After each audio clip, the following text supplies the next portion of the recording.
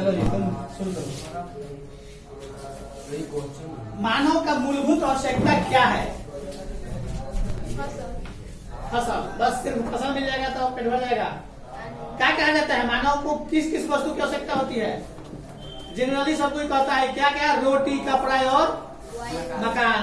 मानव की मूलभूत आवश्यकता रोटी, कपड़ा, मकान है। रोटी मिले, कपड़ा मिले और मकान मिले, बस वही काफी है। भारत कैसा देश है? व्यापारिक देश है, कृषि प्रधान देश है? कैसा देश है? गलत। भारत कृषि प्रधान देश है। भारत में 100 गो में से 30 गो लोग नौकरी करता है, 70 गो लोग खेती करता है। भारत में 70 गो लोग खेती पर डिपेंड है, मतलब खेती करके अपना जीवन निर्वाह करता है। भारत में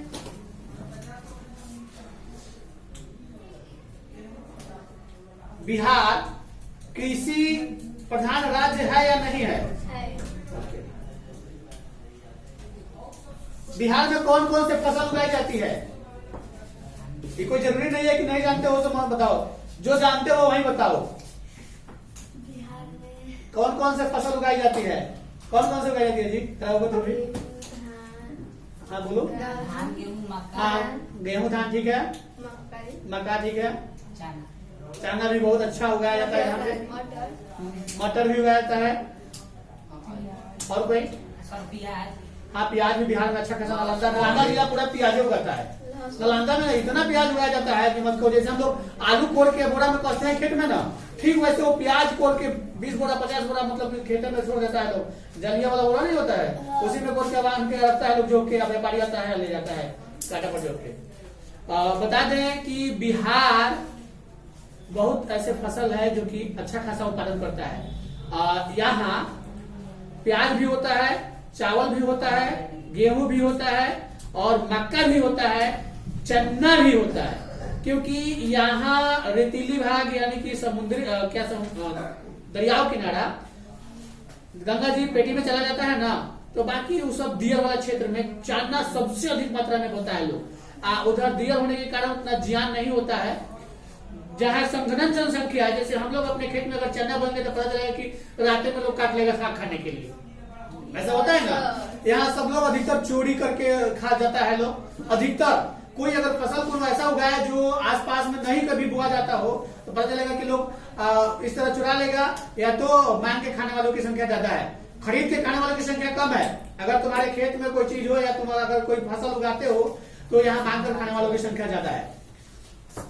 और यहाँ अपना राज्य बिहार राज्य में यह एक परंपरा बनी है कि हम लोग के यहाँ कोई फसल होता है, जैसे अगर एक लौके की पौधा लगा दिए हो और 100 को 50 को लौका फर गया, लौकी, तो उसको तोड़कर पहले क्या किया जाता है, गांव में लोगों को बांटा जाता है यहाँ। लेकिन और जगह नहीं, और जगह तोड़कर मार्केट में भेज दिया जाता है कि भाई बेचेंगे तो 2 पैसा होगा। इसलिए हम लोग समाज में बंधे हुए हैं और एक दूसरे को बांटते हैं, तो बांटने के बाद हम लोगों को भी कुछ मिलता है। चलो आगे चलते हैं। फसल बोने से पहले क्या किया जाता है? फसल बोने से पहले खेतों में क्या क्या किया जाता है? सिंचाई तो पहले नहीं की जाती है, फसल बोने के बाद की जाती है। सिंचाई का मतलब पटाने का काम। जुताई हो जाता है। निराई मतलब कह सकते हो कि उसके घास को अलग करना। चलो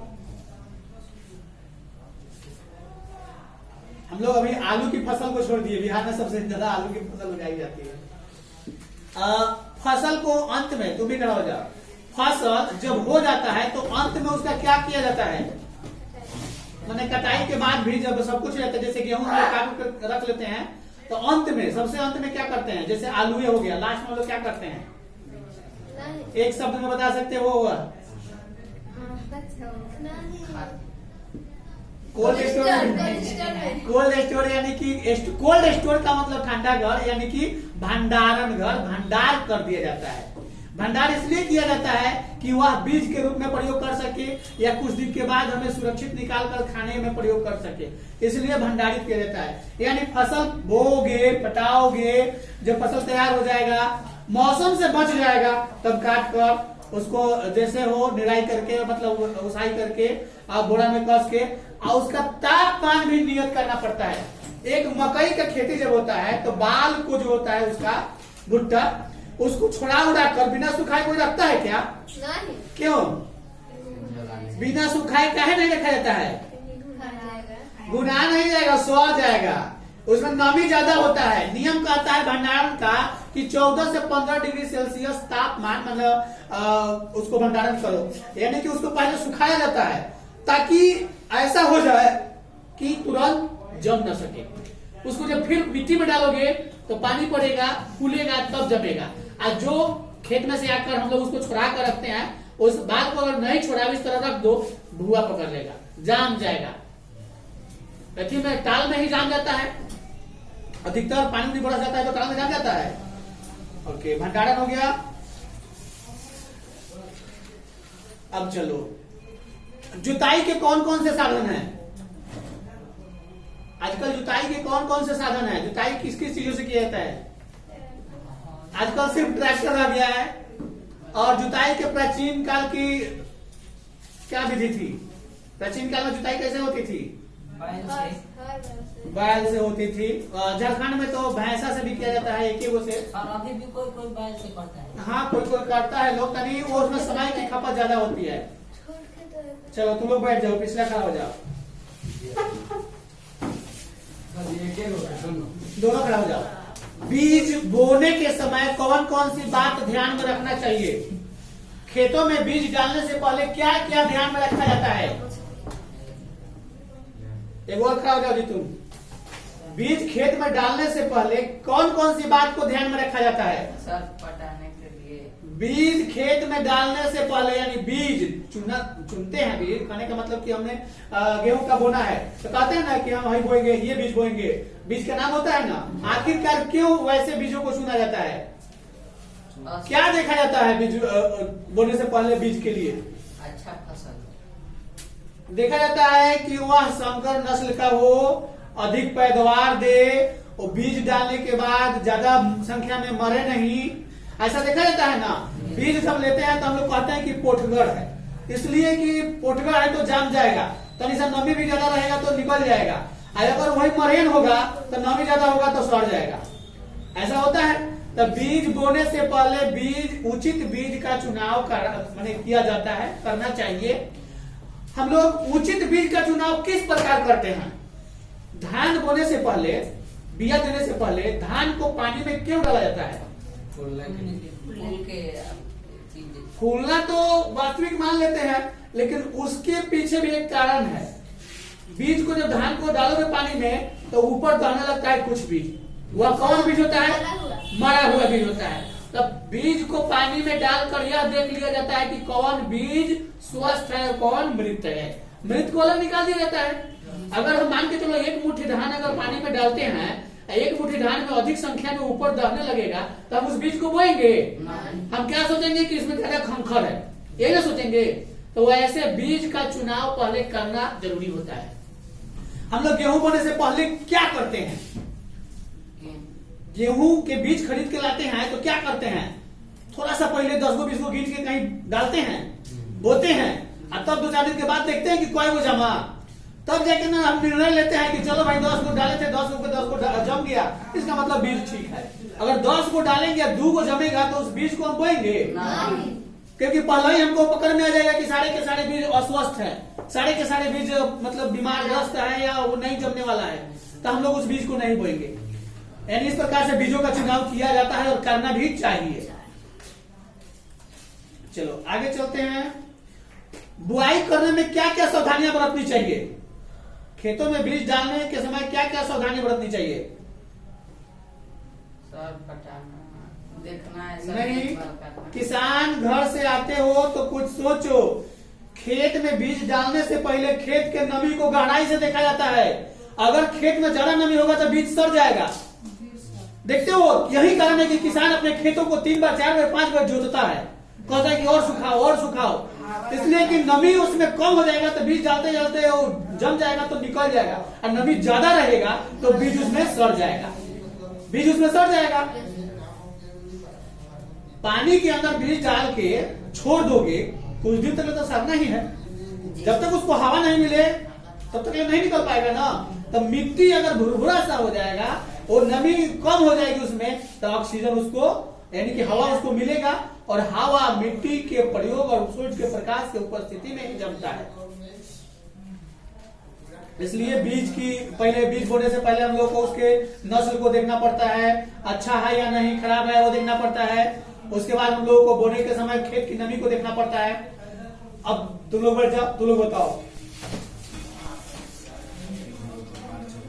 खेतों में खाद हम लोग क्यों डालते हैं? खेतों में खाद क्यों डालते हैं?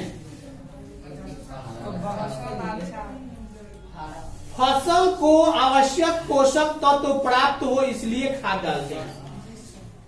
यहां एक बात और आती है, खेत में ह्यूमस की मात्रा, खाद, पोषक तत्व, या अगर हम खाद नहीं भी डाले तो सड़ा हुआ गोबर जानवरों का डालते हैं, उससे उसके पोषक तत्व प्राप्त हो जाते हैं। ये डालते हैं खाद डालते हैं। अगर कोई खेत नोनिया हो जाए, नोनिया का मतलब ऊसर हो जाए, उसका मतलब कि उसके मिट्टी में नमक की मात्रा हो जाए, तो उसमें किसान क्या करता है कि वह जल्दी जो है फसल उगने लगे। वैसे नमकीन मिट्टी में फसल नहीं उगते हैं, नमकीन हो जाएगा, गेहूं छींटोगे गेहूं जड़ जाएगा, नमक की मात्रा होगी जड़ जाएगा। तो उस वैसे खेत के लिए किसान क्या करता है? साधारण सा उपाय किसान ढूंढता है, या तो खाद खड़ी की मात्रा ज्यादा दे दे ताकि वो कंट्रोल में आ जाए, या तो एक छह माटी उठवा देता है। यही ना करता है, एक छह माटी कटवा के हटवा देता है, उसके बाद जोतवा कर उसमें खाद की मात्रा देकर अपना बुआई करता है ताकि फसल अच्छा हो। आज कल सिंचाई के कौन कौन से साधन हैं? आजकल सिंचाई यानी खेतों को पानी देने की कौन कौन से साधन है? हाँ, मोटर है, पंप सेट है, और नदी नाला। चलो, पहले तो रेहट था, ढेकी था। ढेकी क्या होता था कि इस प्रकार से रहता था, ऊपर एक बना हुआ गोला चक्का रहता था, उसमें रस्सी लपटा रहता था, 2 गो बाल्टी बना रहता था, एगो छोड़ोगे तो एगो खींचोगे तो एगो छोड़ोगे, और पानी गिराते जाओगे, नाला के माध्यम से जाएगा, पटेगा। हम देखे थे बचपन में कि हम लोग के खेत तक पानी पहुंचने में बोरिंग चालू करने के 1 घंटा बाद पानी पहुंचता था। आस्ते आस्ते नहीं, दूर से पानी नाला के माध्यम से आता था। तो जो पहले अपना खेत में खुलवाएगा उसका 1 घंटा यही हो जाएगा नाला में पानी, और उसके बाद जो खुलवाएगा उसके बाद तुरंत हो जाएगा, उसके बाद उसमें खोल दिया जाएगा। ऐसे होता था।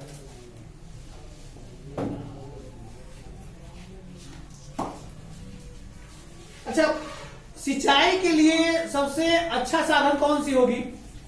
सबसे अच्छा आजकल पानी कम खपत हो, नहीं, ड्रिप तंत्र, जो पानी छिड़कते रहता है घूम घूम के, एक नल जैसा लगे रहता है, पूरा घूम घूम के छिड़कते रहता है। कम पानी ज्यादा सिंचाई, उसमें कम पानी ज्यादा सिंचाई होता है।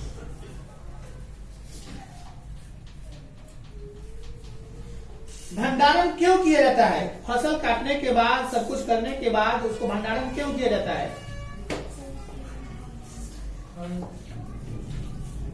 भविष्य में प्रयोग करने के लिए, या अंकुरण क्षमता नष्ट न हो इसके लिए भंडारण किया जाता है। अगर गेहूं को घर पर रखते हैं तो घुन लग जाता है, क्या घुन वाला वो जमेगा? नहीं जमेगा। इसलिए उसको सुरक्षित रखने के लिए भंडारित किया जाता है, ताकि उसमें घुन न लगे, और घुन न लगेगा और सही तापमान में रहेगा तो उसको खेत में डालोगे तो जम सकता है। आज हम लोग खरीद के बो रहे हैं, पहले खरीद के नहीं बोया जाता था, पहले बेरी में से निकाला जाता था, उसी गेहूं को बोया जाता था। भंडारण में नहीं घुमाएगा, उसमें दवाओं का प्रयोग किया जाता है, उसमें सिर्फ चूहा क्षति करता है लेकिन घुन क्षति नहीं कर सकता है। धान की फसल को कौन सी फसल कहा जाती है? रबी फसल या खरीफ फसल? खरीफ फसल। रबी फसल गेहूं की फसल को बोली जाती है। हाँ, रबी फसल बोला जाता है। चना की फसल को रबी फसल बोला जाता है। उर्वरक क्या है? कार्बनिक पदार्थ है कि अकार्बनिक पदार्थ है? खर पतवार हटाने की क्रिया को क्या कहते हैं? सिंचाई की, निराई की, जुताई की, कटाई? गलत। खर पतवार हटाने की सोहाई, निराई, जानो। अनाज का भंडारण कहाँ किया जाता है? एफसीआई गोदाम में, कि जूट के बोरा में, कि धातु के पत्र में, कि कोठी में, कि सब में? ओके, जूट के बोरा में यानी चट्टी वाला बोरा में करोगे भंडारण तो ठीक है। धातु के पत्र में और कोठी में, एफसीआई गोदाम में किया जा सकता है। चलो बैठो, इसी पाठ का तुम लोगों को हल करना है।